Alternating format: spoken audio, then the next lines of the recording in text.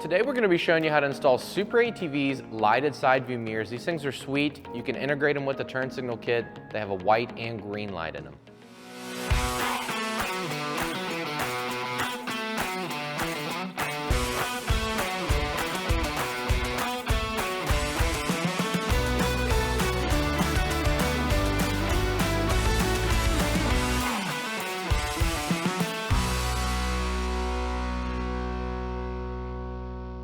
What's up everybody? Welcome back to Grease the Wheels. I'm Braden Adams, this is my garage, and today we're going to be showing you how to install SuperATV's lighted side view mirrors on this Polaris RZR XP 1000.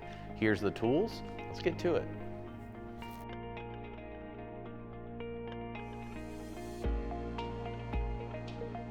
Alright, so the first thing we're going to do, if you have a windshield installed, you're going to want to go ahead and remove it because we are going to have to remove the dash as well as the hood. We just have a full vented windshield on this machine. We're going to pop it off and set it aside. Go ahead and pop the hood off.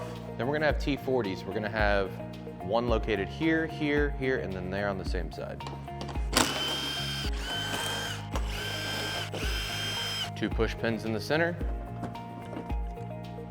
Storage compartment, and we can just grab the dash, pick straight up on it, and then remove it and set it aside. All right, so now what we're gonna do is grab our mirror bracket. You wanna make sure that the holes are facing towards the back side of the machine, and then when you install the clamp, that the hole for the bolt is facing towards the inside of the machine as well. What we're gonna do is loosen this Allen inside. What that does is it loosens the pivot up on the mirror to where we can get it to pivot how we need it to pivot. So right now, these mirrors would be sticking straight out like this. We want to rotate this to where the mirrors are going to sit straight up and down.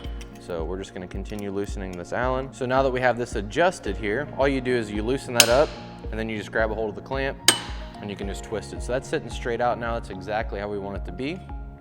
We're going to go ahead and tighten the Allen back up inside of here. And then we're going to install the clamp to the machine. Make sure that you take the rubber pieces that are in the kit and lay them inside the clamp as you go to install it. That's going to ensure that we have a nice and tight fit. And we're going to grab our Allen hardware, just squeeze it together nice and tight, run the nut up. So I'm not going to fully tighten my hardware quite yet. I just want to get this laid into place. We will have to adjust around depending on the clamp location. If the clamp location does not interfere with it right here, then we're good, but we may have to slide it up or slide it down just a little bit. We'll go ahead and do the same exact thing for the opposite side, get the clamp in place, and then we're going to start running our wires.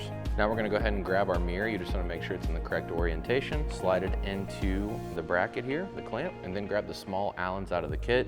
Use the provided Allen wrench to thread the hardware into the mirror through the mirror clamp. Get them both started and then fully tighten them. Once you've done this, just repeat the same steps for the opposite side. Now we're gonna grab the wiring off of the mirror and slide it right underneath the dash. So just run it underneath there and then reach your hand under the dash, grab a hold of the wiring lead and pull it towards the center.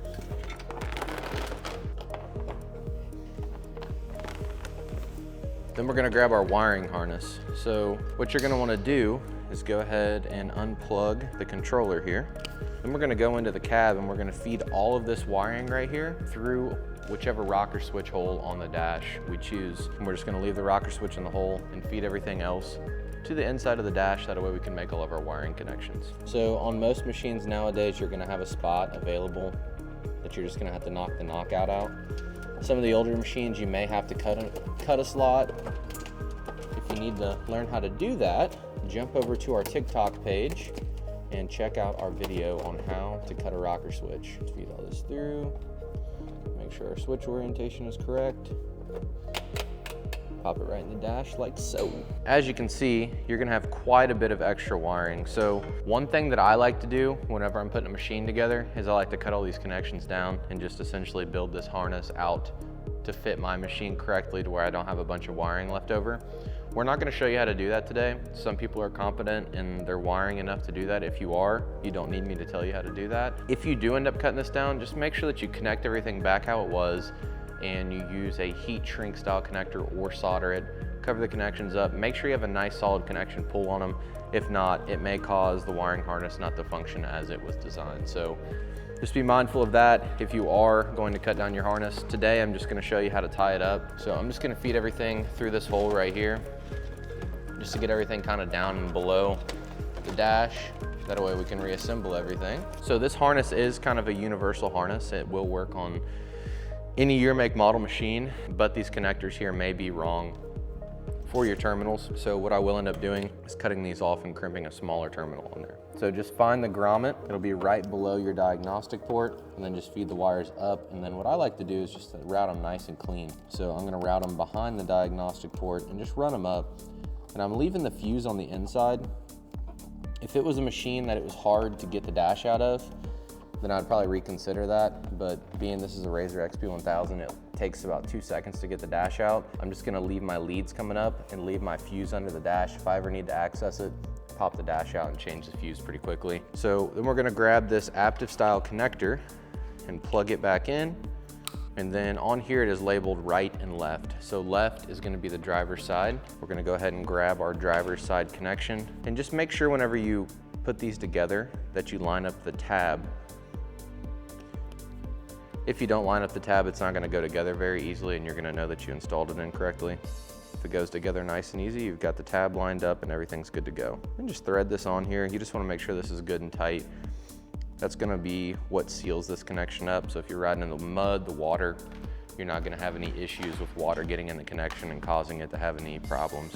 So once again, same thing on this side, just making sure that the tab lines up. And there's arrows to indicate that on the connectors. So it's pretty hard to mess it up, but it can happen if you're not being mindful of what's going on.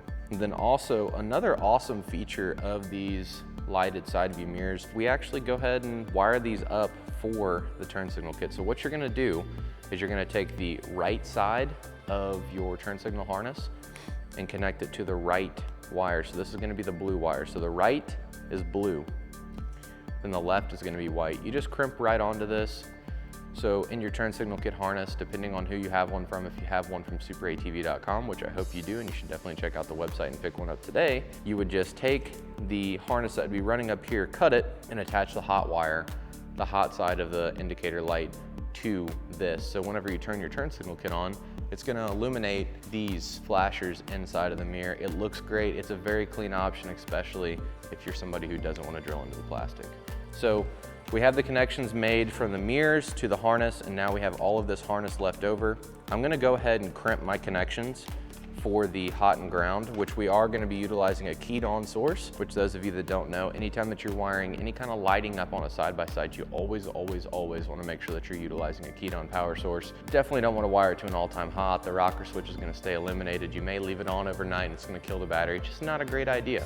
On the Polaris machines, the older ones as well as the new ones have a little bit different design than the old ones, but the old ones have a bus bar. So on the far right, that's gonna be your all-time hot. So that is directly to the battery. The center lug is going to be the ground. So that is a ground wire. And then on the far left is a keyed on wire. So this is only activated whenever the key's on, which is when you would want to utilize these mirrors.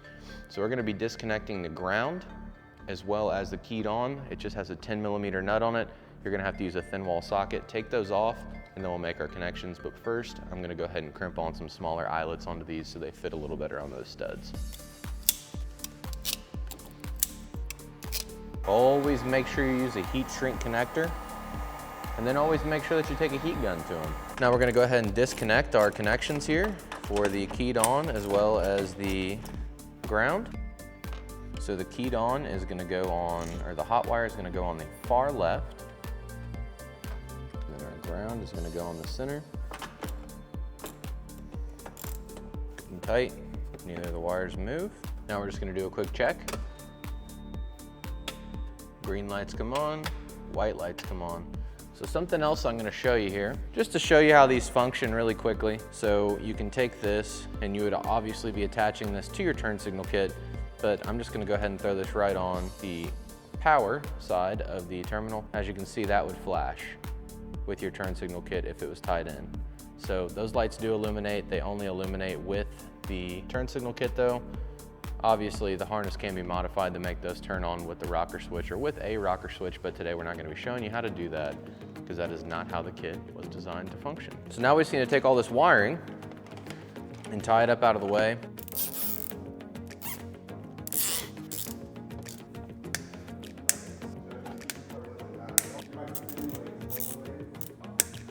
Now we're gonna go ahead and reinstall the dash.